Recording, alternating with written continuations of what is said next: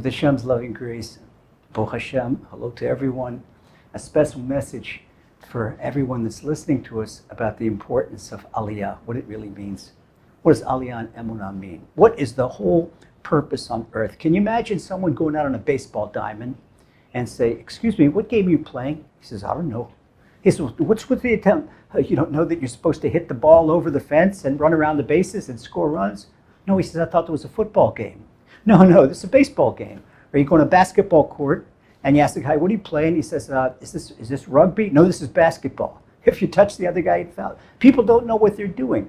What are we doing in life? The whole purpose of in life. And if anywhere you look in the Torah, the Gemara, anything, the purpose of a Jew is to get close to Hashem. How do we get close to Hashem? We get close to Emunah. We open up our Gemara and tractate Ketubos. And suppose you want to find, where do I find Emunah? What do I do? And the Gemara says, "Oh, you want Emunah?" Then you go to the Land of Emunah. The Land of Emunah is Eretz Yisrael. Why is the Emunah the land of Eretz Yisrael? Because the Torah tells us, Einei Hashem mireshit hashana da'achrit shana, that the eyes of Hashem are on the land of Israel from the beginning of the year to the end of the year. What does it mean, the eyes of Hashem? The third principle of our Emunah, the Rambam says that Hashem has no physical quantities, but the eyes of Hashem, it means that Hashem's own personal divine providence, that Hashem is personally supervising, that the angels, they're emissaries. There's an angel for America, and there's an angel for Italy, and an angel for Spain, not in Eretz Yisrael. Angels don't do anything. Hashem does everything personally. When you are here in Eretz Yisrael, you feel Hashem's intervention in every part of your life that isn't, if you want to feel.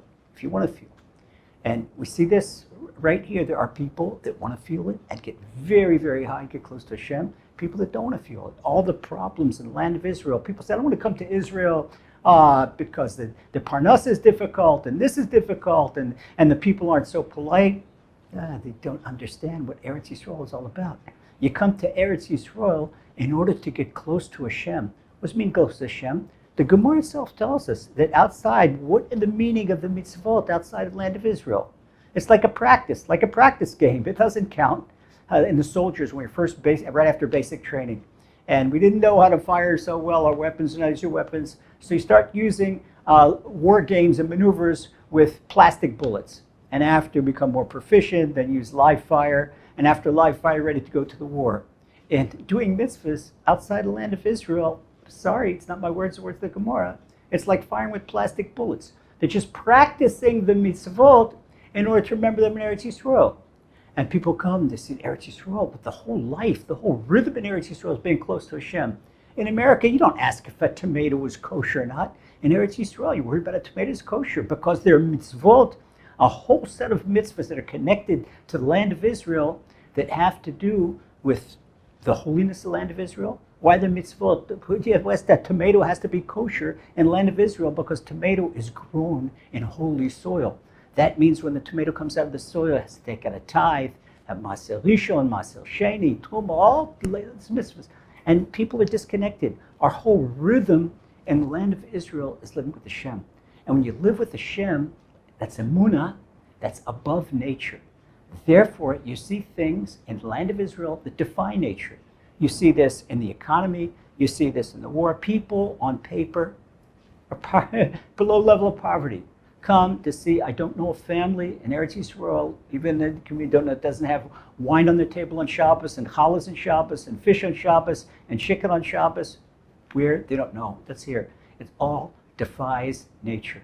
If you want to live by nature, if you live outside, like in America, it seems like the intelligent people are making money, and the less intelligent, less qualified people, they're not making money. In Eretz Yisrael, you see a guy with a third grade education, and he sells cucumbers in the market, and he's driving a big Oldsmobile.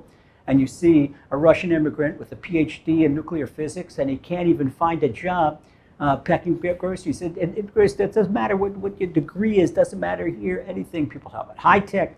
Outside the land of Israel, you don't feel that. In the land of Israel, you feel this rhythm. Well, people say, well, there aren't many religious people, only 20% religious people. Back in Egypt, there were only 20% that left Egypt. Only 20% had Emunah that Hashem is going to take them to the land of Israel. King Solomon says that that there's nothing new under the sun. We see the same 20%. But why be part of the 80% that miss out, that stay in Egypt and stay in the darkness and lose their lives in the darkness? Be part of the 20% of the light, the 20% of the light. Be part of the light that comes, it's the Mashiach, and it's very, very close. We could see all the signs. Be part of the 20% that gets to Hashem. Because when you finish this earth, the fun and games are over. And the moment the soul leaves the body, it screams out, wants to go back in. What happened? Because Hashem takes all the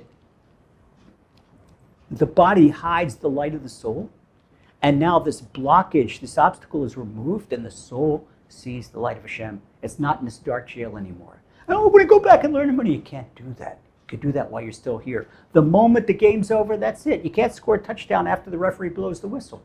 That's why you have to come to the land of Israel. That the Gemara says, this is the Gemara, not my words, Ksuvas 111, 112. It says, living outside of the land of Israel is like living without a God. Living in the land of Israel is living with a God. That Eretz Yisrael, this is the land of Emunah. The Arizal says that it also, the land of Emunah. The land of Emunah, land of Emunah. And this is the only way a person can really fulfill his mission on earth and the entire mission on earth.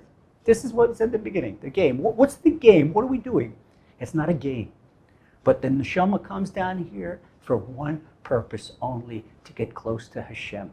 And the only place on the earth to really get close to Hashem is in Eretz Yisrael. So someone may say, wait a second, they're big tzaddikim. They were outside the land of Israel and they never came to the land of Israel. It doesn't matter who you look for. The Baal Shem Tov, he longed to come to the land of Israel. The Gaon of Vilna, he longed to come to the land of Israel. The Or Chaim HaKadosh, he longed to come to it. It doesn't matter whether you look at Litvaks or you look at Chassidim or you look at Sefardim, they all long to come to the land of Israel.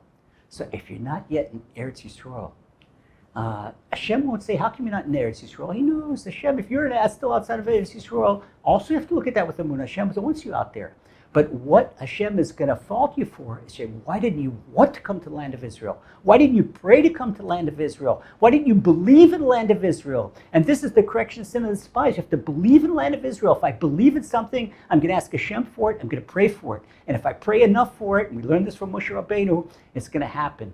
And Hashem will put you on a plane and bring you here on the wings of eagles. The whole wings of eagles, this is all, it's all imagery. It's a metaphor for Elal, for Nefesh B'Nefesh, for all the great groups that help you come over and come to the land of Israel. And it's just one big metaphor. So right now, do your neshama a favor and start praying to come to the land of Israel. And have a desire, build your desire to come to the land of Israel. And this is what you have to ask yourself. How come I don't have the desire to be a real Jew? How come I don't have the desire to come to the land of Israel? How come I don't have the desire to come to Hashem? If everybody, the Gaon of Vilna, and if everybody, Rabbi Nachman of Breslov, and everybody, the Baal Shem Tov, and the Or Chaim HaKadosh, and the Zohar, and the Gemara tells you that the place to get close to Hashem is the land of Israel, and a person says, I don't want to come to the land of Israel. This has to do with Cheshbon Nefesh, a self-assessment. This is a matter of priorities. Readjust our priorities in life. To place to be, to learn Emunah. Because being a Jew without Emunah is like having a body without a soul. Okay, you eat bagels and lox, maybe you eat challahs on Shabbos, and you sing Zmiris on Shabbos, but it's like singing the national anthem. Your neshama doesn't feel it uplifting. To really feel close to Hashem, to feel uplifted, to feel animated, this is the place, right here in Eretz Yisrael. This is the land of Emunah, and this is the place to get close to Hashem. So beloved brothers and sisters, come, get on a plane, and if you can't get on a plane, at least start every day asking Hashem, bring me close to you. Hashem, bring me to the land of Israel.